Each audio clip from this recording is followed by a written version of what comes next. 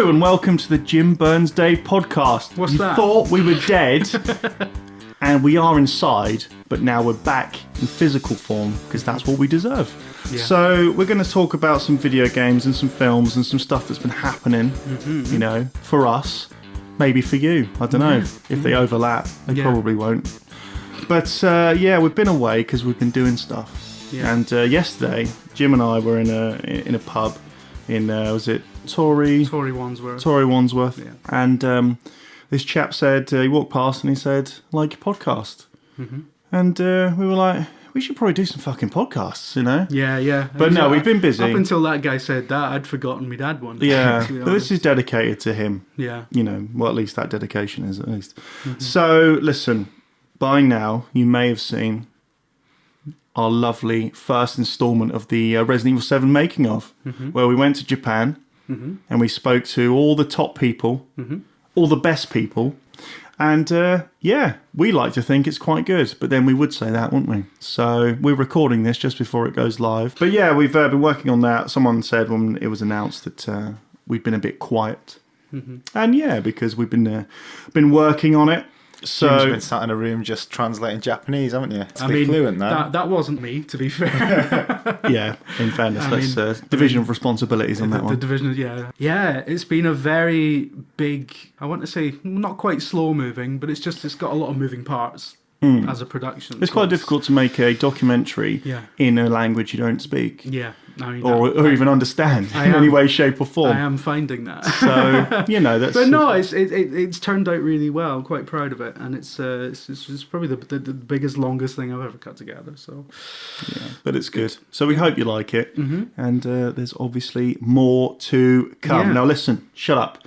On that note, I'm going to make a quick announcement regarding Jim Burns Dave. Is that when we started, we said that we couldn't commit to it full time, the YouTube stuff, because obviously the production company had to come first. So the production company's been running for a little while now, and it's doing well. We're doing good stuff, and we've got the platform now, I think, where we have everything that we need to now focus a bit more on some of the JBD stuff when we have the time. So there'll be more regular podcasts, more of the stuff that you really like, and hopefully some really cool collaborations coming up with some people that you may already know.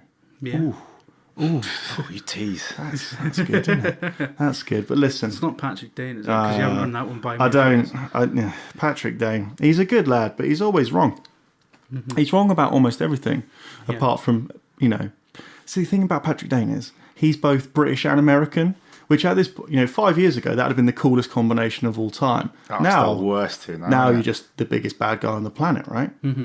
Once Dracula gets killed, he then steps in. He's a Kuma. Anyway, listen.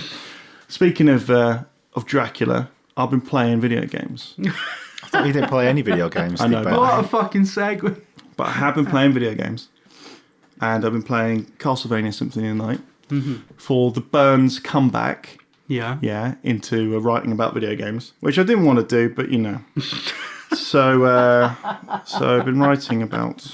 You're really upset about doing it, aren't you? I know it's bad, but Symphony of the Night is a game that's really interesting to me because it's one of those games that had a critical reappraisal, or like a proper one, because it was released at a time when everyone was just going fucking mad for 3D games of any sort, no matter how shit they were. As long as they had polygons in them, it was fine. And Symphony of the Night was the kind of apex of the old. It was this amazing game, but it looked naff. It looked, mate, side on. I don't play games in side on anymore. I go into the screen now, okay? So, have you guys played it? No. I haven't played it. It was a PS1 game, though, right? That's 20th anniversary, innit? So I've often heard people talking about it wistfully, but I've never played it because I don't play good games. No, you don't. I miss those type of games though. Like you just open my PlayStation. I do the side platform ones and stuff. Yeah. Pandemonium and things like that. Oh yeah, Dave, you've got actually a very early model PlayStation here in this very room because we're at Dave's house doing this now because he's got a new house. And I opened the tray and there was Pandemonium. A good choice. good game that. But I also found the Die Hard trilogy, which I'm definitely going to play again. That was awesome. I mean, it might be just tinged by nostalgia. It's rubbish. Speaking of polygons and going into the screen, that's bad. That was amazing at the time, but now it is fucking terrible. Yeah. So, and you don't have a light gun, Dave, unless you do. Do you? Answer the question. Oh, I do somewhere. Yeah. And the old Time Crisis gun. Oh, the G-Con. So good. Time Crisis. Absolutely going. Put the pad on the floor. Yeah. Pressing it. Man, games were better in the past. They weren't. But listen, that's what I've been playing. What have you been playing, Dave? I've just started Horizon, which is well good so far. Yeah? Horizon's really good. What are you talking about? Burns. I have not played it. Well, exactly. I have not played it. I've seen screenshots in magazines. Yeah. That's practically the same thing, isn't it? Exactly. I'm sure I understand it, Just like Jurassic Park with robots and that, isn't it? In the future past. Yeah. So there you go. Continue, Dave. Well, I've literally just started. I'm only how far are you? 2 hours in. All right, okay. It's good. It opens up shortly after that and becomes like a much bigger game than you were expecting it to be. So it's quite.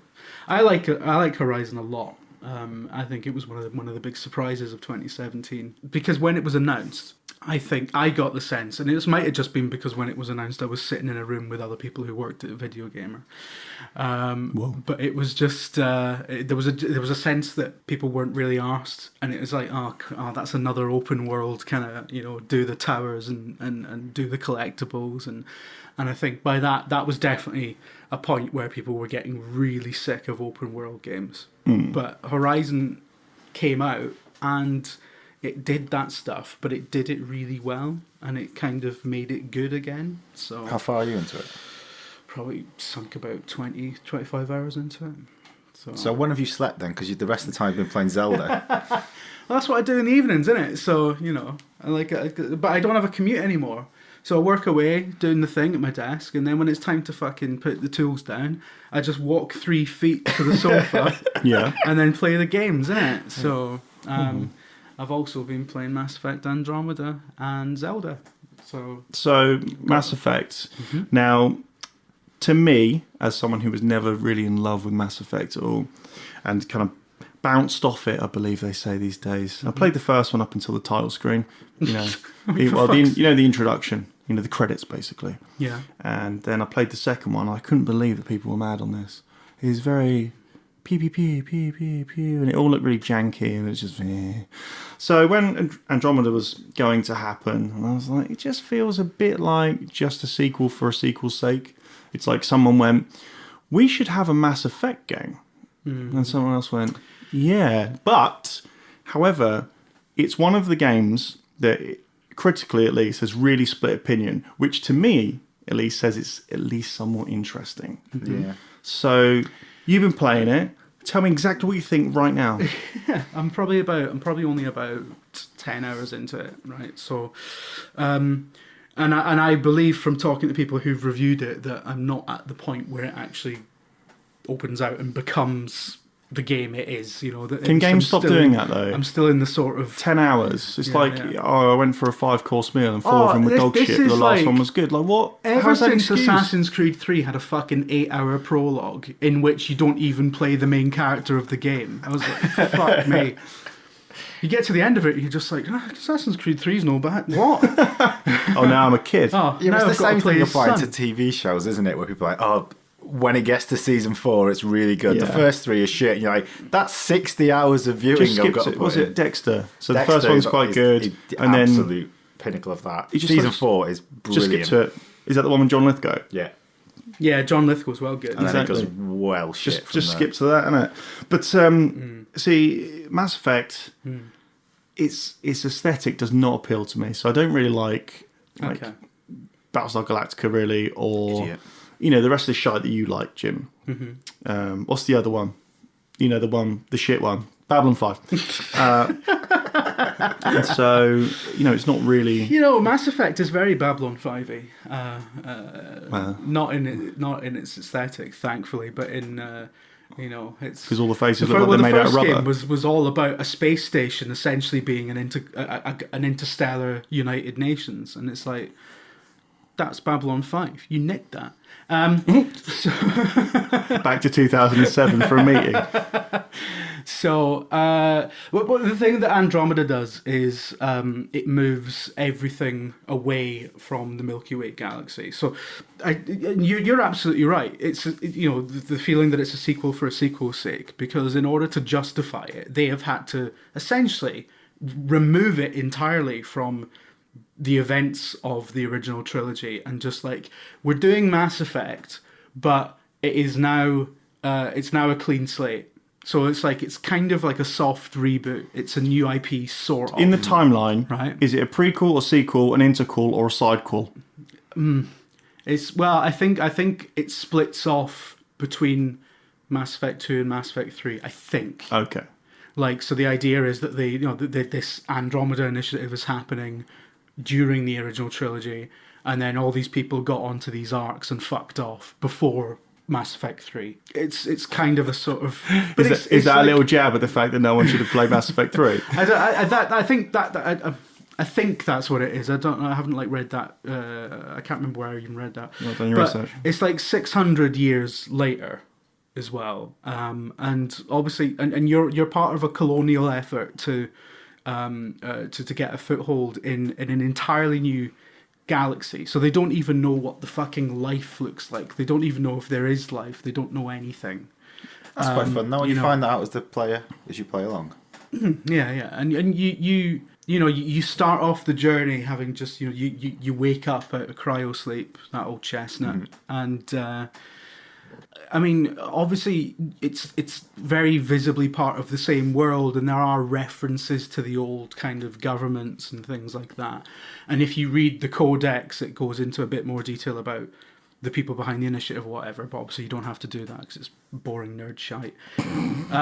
But it really treats itself as a standalone. So in that way, it kind of justifies itself. I kind of feel like... it's not Bethesda, is it? BioWare. I kind of it's all just blurring to one now. I kind of feel like BioWare, because Mass Effect came after they did the Knights of the Old Republic, right? And I kind of feel like they're always going to have a fantasy game, a space game, and Andromeda could well have been a new IP, but why make it a new IP when everyone loved Mass Effect, right? Yeah. So... it does feel like it's basically a completely new series, but just sort of under that banner. But and again, I'm only 10 hours into it, and I don't know, maybe somewhere along, at some point, the original trilogy stuff actually comes into play, because weirdly, at the start of the game, when you make your character, and I don't know if you ever went through this, or either of you went through this on the original Mass Effect, but you could pick bits of, so it was like a choose your own backstory. So it was like you could choose where Commander Shepard had grown up and what military engagement she was most famous for, and stuff like that. Yeah, exactly. So this has a section for history, right, when you're making the character, and I thought it was going to be the same thing, like, I'm going to say I'm from the moon, and my dad's an admiral, and I'm a moneyed little tosser or whatever. But actually, you click on it, and the only thing you decide on that screen is whether or not Commander Shepard was male or female. That's it. So obviously, she gets referred to at some point, and they want to get the gender right. But apart from that, so I can't imagine it's going to be referring too heavily to the events of the original trilogy, but who knows? But yeah, so I mean, it's a soft new IP, I guess. It's just like, this is Mass Effect, but it's kind of a new thing. Are you playing any games that aren't 20 years old, Burns? Did you play any new Zelda, Burns? No. See, I'm not really into Zelda. No, but neither am I. But it does look great. It does look really good. It's really good. But I'm not going to buy a Switch. You know what? I'd be more tempted to buy a Switch for that golf game. For the Neo Geo golf game. It's like called Golf Cunts or something. I don't know. Golf Cunts. It's the one with the cartridge sales for fucking, the GDP of the United States. So listen, if someone wants me to review that, just let me know, and then I'll just get a Switch. Yeah. Jim got a Switch recently, didn't you, mate? Yeah, you want to tell us your little story about where you got a Switch from? I was about to say, what kind of idiot would buy a Switch for Zelda? Well, Well, I did. This comes from me doing a piece on Eurogamer. I'm going to plug my work elsewhere now. Sorry. We'll edit this out. No, you fucking won't, because I'm editing it.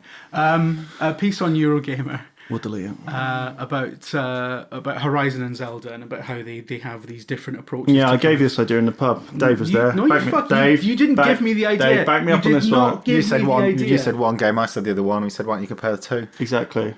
That's absolutely 50% of the fee. And it happened in a pub in Brighton. Yeah. That's complete bollocks. Well, timelines match now, isn't it? This has happened long, got caught. That's not what happened. That wasn't the conversation. Anyway, so it's about how Horizon and Zelda both kind of fix problems that open world games have, but do it in sort of slightly different ways.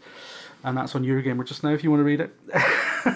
Unbelievable. Unbelievable. But yeah, it was I was playing Zelda on my flatmate's Switch, and the more I did it, I was like leathering time into it, but kind of acutely aware that this wasn't I didn't own this thing, and I was like, fuck. And you were ruining his kill-death ratio, no doubt. It wasn't on his save. What are you on about? But I was like, this is really, really good, and it won me over so much to the point where I was like, am I going to go and spend 350 quid to play this? And the answer is yes, I did. Yeah, but you didn't just go to a shot, did you? You wait till Burns absconded to Berlin for a bad weekend, and then at like 9 a.m. in the morning phoned me, and I was like, why are you up this early? You haven't been up this early for years. And you're like, I'm in the middle of nowhere. Where were you? I was in Red Hill. You got a train to fucking Red Hill so he could buy a Switch. I was like, right, I'm going to buy a Switch this weekend. I said to my flatmate, this is happening. I need to own this thing. I've got a yearning, a needs, right? And then, so obviously all the fucking launch stock is depleted now. Nobody can buy one anywhere. So I found through a series of websites that are like, Switch sighting in Argos in fucking, Hartlepool or whatever. I tell you what, that's not getting bought. That one's getting nicked. But it said the nearest place to London I could get one was the Argos in Red Hill. And I was like, I looked it up and I was like, that's only half an hour away. So I bought it, and then the next day I was like on a train at 9 a.m. Right, I'm going to Red Hill now. I'm going to Surrey to get a Switch. And you got the bad one though, didn't you? You got the one without. You keep saying this, but I don't like the one with the colours. I think it looks fucking garish and. Yeah, but that one looks like was it grey? That one looks aspirational and good. Mate, no, it doesn't. Aspirational is white or black, basically. It doesn't look like it's just had the fucking primer put on it and then they forgot to put the black overlay. Are you fucking joking? Am I not fucking joking? Look at the fucking state of it. This is my life. It looks like Man United wore it as an away kit in the mid-90s, you fucking swat. Just for reference, swat. Burns is currently pointing at it in a case, which is not the product. Listen, I'm pointing within the case. Okay? Listen. Should we at least open the case before you... This is an unveiling video, this is radio, lads. It's not an official case. It's not the way it works. But it's still grey. Like, it's actually a worse grey. That is a nice... That is a nice I hate machine. it. That's a really nice product. It feels solid. So what do you want it? I want it in feels expensive. in the neon colours, isn't it? Honestly. Why do you want it in neon? It's because when you're sitting playing that in public, you just look like a tosser, don't you? Yeah, but I look like a tosser in public all the time. It doesn't make any difference, does it? I mean, that is to be fair, yeah. So exactly. So if you were going to get one, you would get the one with the colours because you wanted to maintain just looking like a tosser, essentially. Well, I mean, I happen to think stylistically that one makes you look more like a tosser, but those are. But that's just the colour of the Joy-Cons. If I wanted to get coloured Joy-Cons, I could. Yeah, for another, 8 or 9 grand. Yeah. So, so what's everyone else been up to? Dave, you've been playing Virginia, haven't you? I have been playing Virginia. Do you remember Virginia? Which is awesome. Yeah, I love the way it does storytelling. I love that it just jumps to different elements. And how did you describe it before? X-Files without dialogue. yeah. It's good though. Yeah, it's really good. It's very good. So Burns, it was actually Burns that put us onto this, wasn't it? Because you played the demo in our final days in the other place, the House of Lords. You did a bit of coverage for it and said it was well good. Yeah, I quite liked it. As Dave says, I like the editing. I liked that it kind of removed a lot of the problems of the so-called walking simulator, where it wants you to have this great experience and be in the world, but then a lot of times you find yourself just tooling around. You see games that make you just fucking like the games that are all idle moments. I can't deal with that. Games that are constant action. Idle I can't Master. deal with that either. You know, like what's it one? What was that one? The vanishing of fucking Ethan Carter. I was gonna say fucking Mr. Blobby or whatever. I quite like that one. Yeah, you liked it. I fucking hated it. I liked the bit with the astronaut. That bit was really cool. There's a secret astronaut in the game. Because it fades up and you're in the woods, right? Fuck, I'm in the woods now. And then there's like the game for like an hour is just I'm still in the woods. Yeah, it's nothing's fucking happening. Yeah, I like the element of mystery because in that, although you're just kind of mooching about different bits, there's just an intrigue to what's developing that snags you and is interesting. Yeah, it's like that bit in Michael Jackson's Moonwalker, where the kids are playing and suddenly they find that. You know, that is in terms of adventure, as we know it in its kind of purest form, is that you find something which fundamentally alters either you, the place around you, or your perception on both of those things. And then, Moonwalker, even though it's a movie which is completely unwatchable, when they find the like secret entrance to Mr. Big or whatever his lair with all the spiders and shit, you're like, that shouldn't be there. And I thought that when the astronaut turns up in Vanishing, I thought that was pretty cool. And the ending's really good as well, and very, very fucking bleak. I didn't get that far Yeah, because I hated it. It's quite bleak. Yeah. The best walking simulator ever made is Skyrim. You do loads of walking. Yeah, it's an odd game, Skyrim, because some of those games you just don't get. Like, I don't get why people love that. I get why people would enjoy it, but it just seems so jank-filled and that's your bread and so butter, that, Jim, isn't it? That? Old-fashioned almost. It was, Well, as a man who's written 1,700 fucking articles on it, I agree. Actually, I kind of I love. Way back when I played Morrowind, as everyone. Oh, for goodness sake, man! I never knew that. But and then I really loved Morrowind, and it was probably the first game I played that really had that sense of place, and you forgave it for a lot of its nonsense because it was so. It really pulled you into its world, and it was like. And it did it kind of better than the later ones in a lot of ways because it had all the dialogue was text based and stuff like that. So you were filling in a lot of the blanks with your mind and stuff. And I love Skyrim and Oblivion, but mainly because they're Elder Scrolls games. But when you sit and think about them kind of critically and maybe take yourself outside of the mind of someone who's just fucking obsessed with Morrowind, it's like you can imagine somebody coming to this without any of that preamble and thinking, fuck me, what do people see in this? Because it's not 100%, is it? It's like it's trying to go for this kind of total immersion. You can pick up fucking fingernails or whatever, but actually, but the systems just aren't.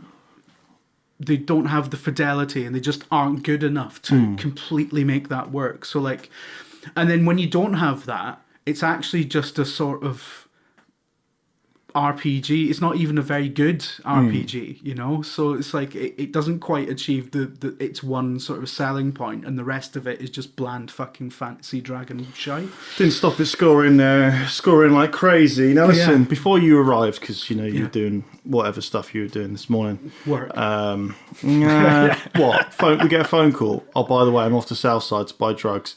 Dave and I were talking about music and games because I was playing Castlevania.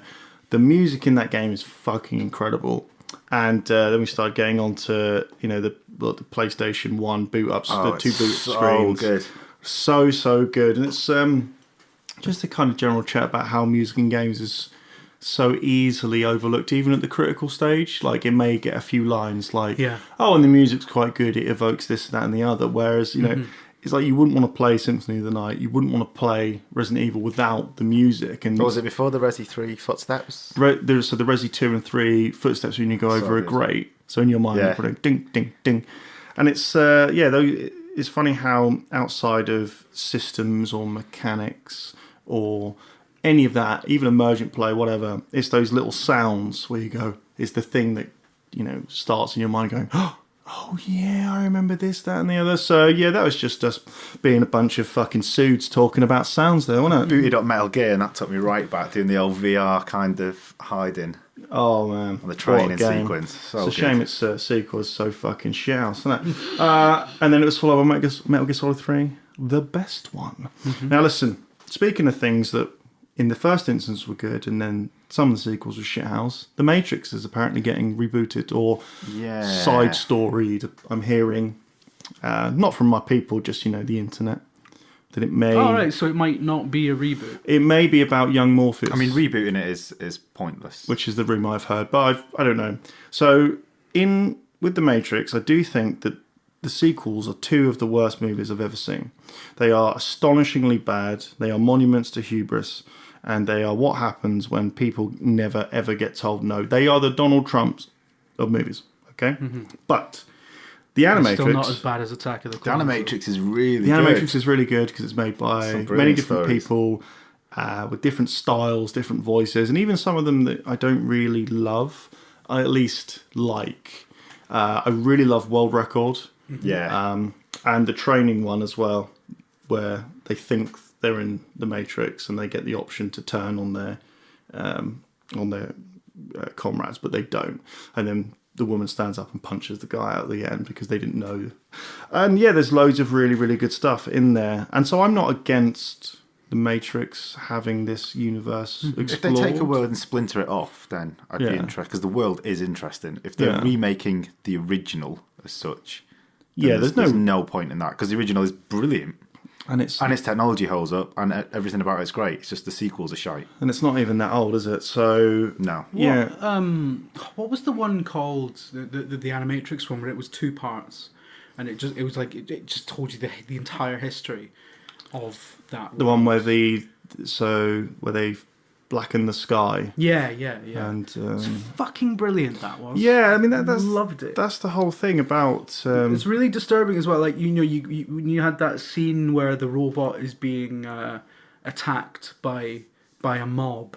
The second Renaissance. The second Renaissance, yeah, and you got that scene with the robots being attacked by a mob, and she screams, "I'm real," before being, before the final blow happens. It's really powerful, and you're just like, this is it's a film about fucking like robots and that. It's fundamentally really stupid. I'd like it to be like an anthology, basically, like that. Yeah. So just stories from the world, and I think it's actually a fucking embarrassment how much better the Animatrix is than the sequels.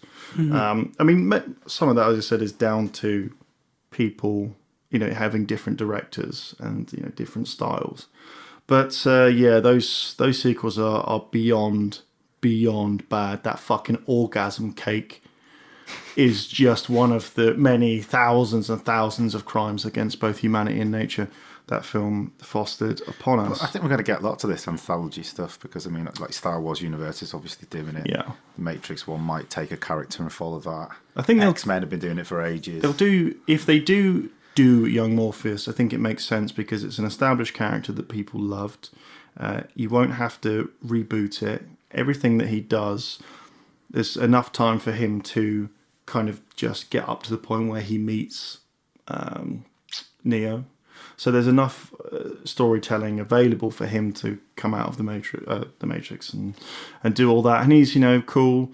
And then maybe do an anthology one every year, kind of like Rogue One, as you said, and maybe have it about different people waking up or staying in a film about, I know it's not, it could be dramatically uninteresting, but at least a thread about someone who just goes, you know what? I'm not going out there. I'm going to stay in the Matrix. I'm going to stay in here. Yeah, exactly. Mm-hmm. So I find it's an amazing universe to play around in. But yeah, I'm all for it. I mean, I don't really.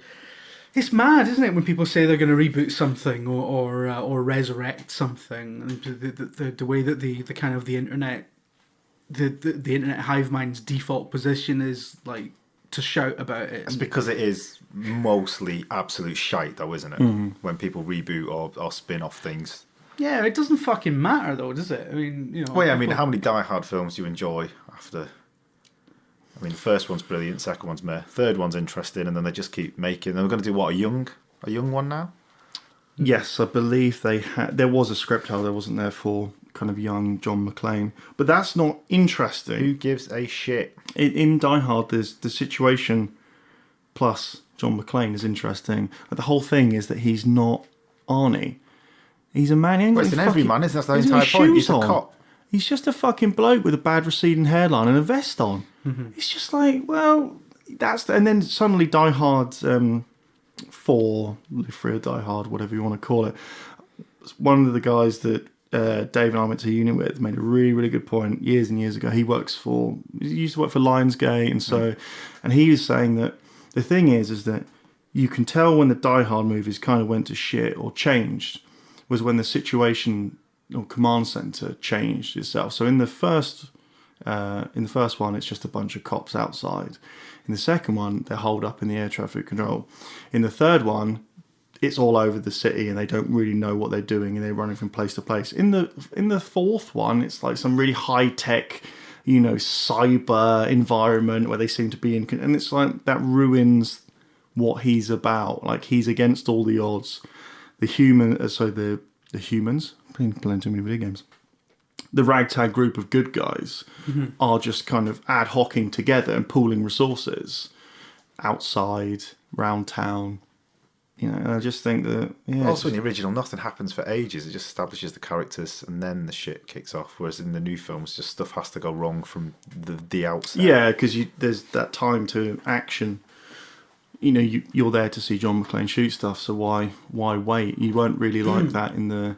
I mean, in the third one, which is, I think, the most interesting one, he's just a drunk. He just wakes up with a massive hangover and an impending divorce. And it's like, oh, I've got to go to work and I'm hungover.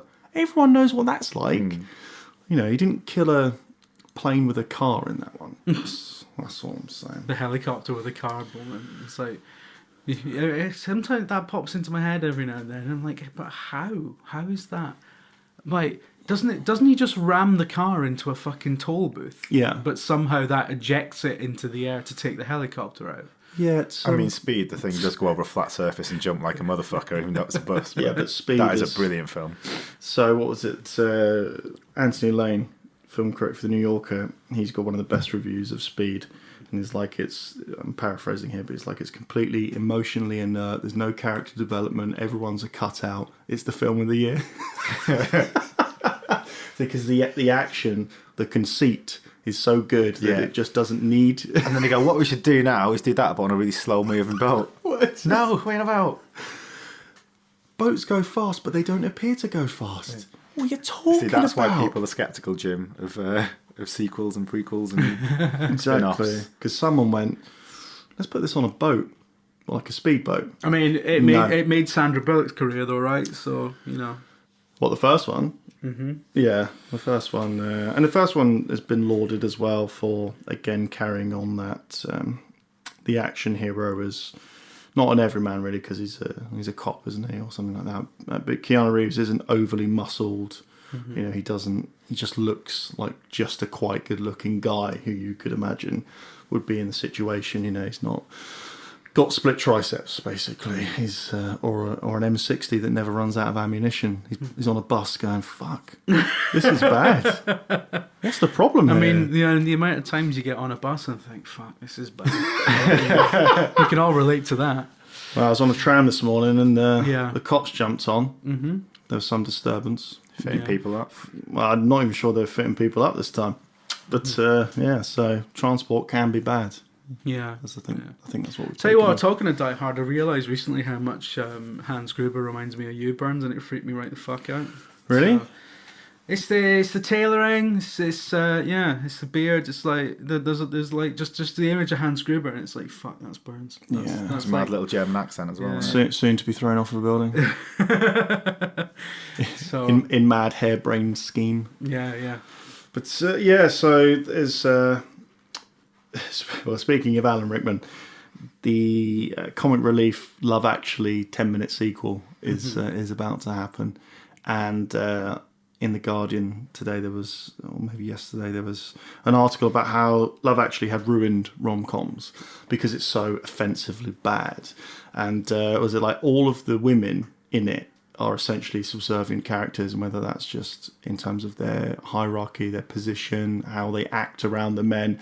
And when you look back on the movie, it's like turning up at your friend's house to hit on his wife via the power of cue cards is just fucking creepy. And she's like, oh, it's so sweet, and you're like, he's gonna fucking murder you.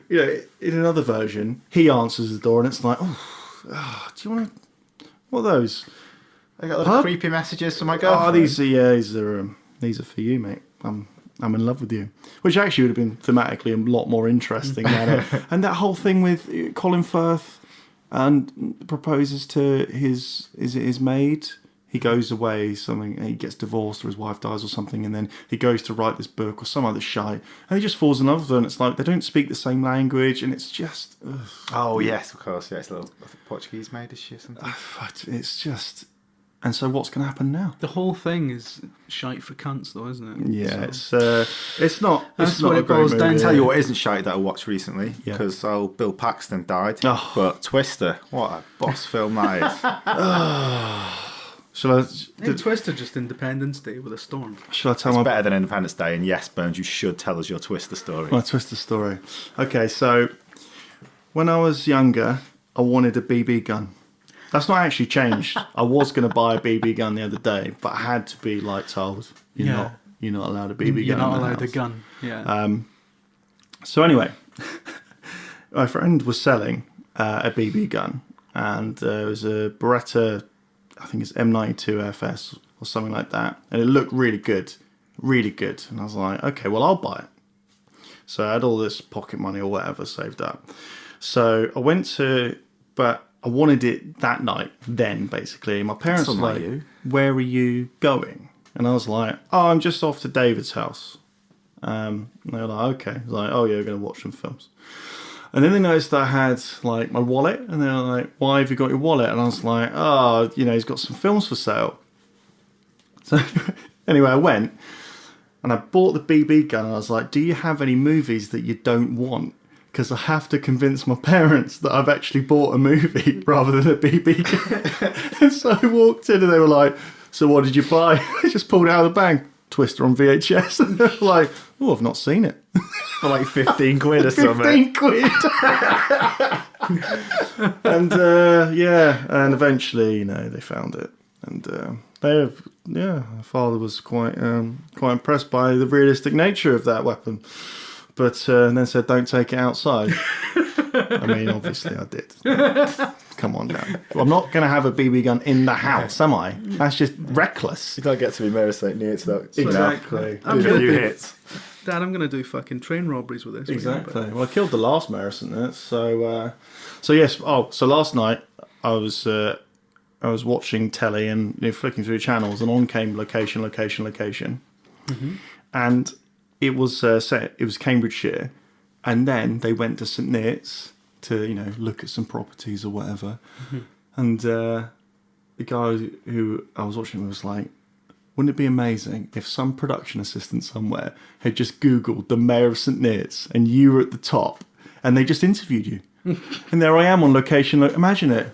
Yeah, St. Neots is crap, mate. It's bad. Don't buy it. Get out of there. Yeah, I'm the mayor, and even I don't live here. I don't live here by proxy, innit? I'm the mayor. Like all good politicians. Mayor in exile, isn't it? Mayor in exile.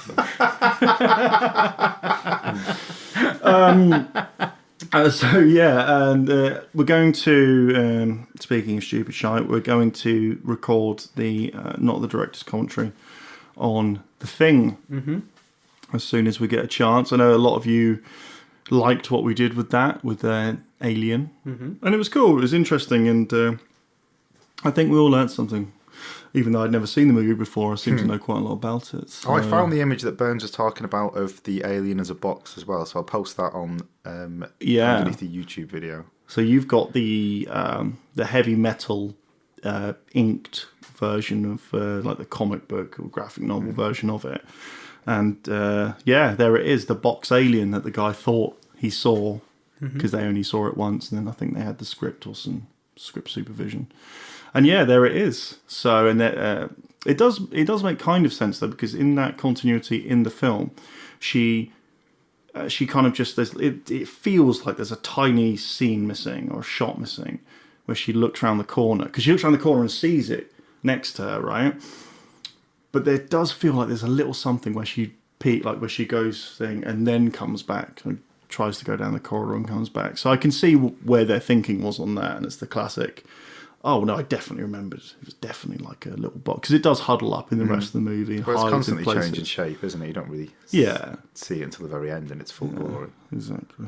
So we're going to be looking to do that. We're going to be looking to do loads and loads of other cool stuff. There's probably some actual videos for our video channel as well, I reckon. Yeah. We listen. I think we're gonna have a think about that, and might do some gameplay stuff and things as well. So yeah, well, as we said from the very start, we didn't want to overpromise. Yes, and because we couldn't, because the business part of it we knew would take up a lot of time, and it still is. It's going well. It's better busy than not, but at the same time. We're going to try and prioritise the YouTube channel a little bit more in the coming months, I think. But yeah, so... Look forward to 16 hours of Jim just playing Zelda. Yeah. But that's not a fucking promise. We might do an unboxing for the Switch, actually. I'd have to put it back in the box. We're not. We're absolutely not doing that. How dare you? Let's do a Switch unboxing, but instead... You pull out a Vita? Yeah. Nah, because I'm sure every YouTube prick has done that. I don't. Maybe they, but you haven't done it. Yeah, I know, but I don't want to do stuff that those guys do. Because you've seen the neck of them, especially these days. Anyway, no comments. Well, we better wrap this up because we've got a very busy afternoon. So listen, Jim Bones Dave on everything. Hit us up. Don't be a dick. We love you all. Yeah. And you're going to be seeing loads and loads of really cool stuff soon. I remember specialgunproductions.com. Yeah, listen, if you want shit made, watch that making of and go, you know what, that's fucking brilliant. Right, get those guys, okay? And then you can hang out with us. If you go to specialgunproductions.com, we've got a new show reel and stuff like that. So a very cool show reel. Yeah, Matt Jones is in it. Yeah, Matt Jones is in it a lot. Fuck. Right. I think we need to think about, Anyway, listen, see ya.